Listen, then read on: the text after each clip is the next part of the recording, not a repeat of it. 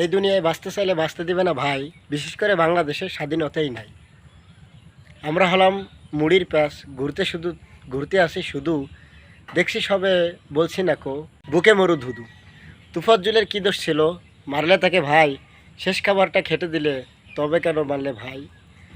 এদিকে আবার ব্যবসায়িক সোহাগ, কী দোষ ছিল তার, পাথর দিয়ে পিটিয়ে পিটিয়ে হত্যা করলে হয়। আবার দেখো আবরারকে, কী দোষ ছিল তার, শুধুমাত্র একটা কথা দিয়েছিল সংবাদ, ফেসবুকে লিখেছিল বাংলাদেশ চলে গেল ইন্ডিয়ায়।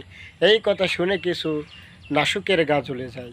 তেলে বেগুনে জলে ওরা বেগুন ছাড়া খায় না, টুপি দেখলে জলে ওরা আলুর দম পায় না।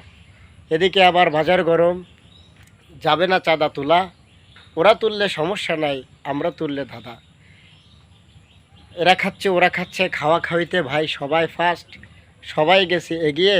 মোল্লারা যদি নামে ক্ষমতায়, বলবে তাদের কি দিয়ে, বলবে তারা মোল্লারা কি পারে এদেশ চালাইতে। বলি ভাই একবার দিয়ে দেখো ক্ষমতাটা, দেখবে ইসলামী শাসন কাকে বলে। ঠিক অস্থির ভাই।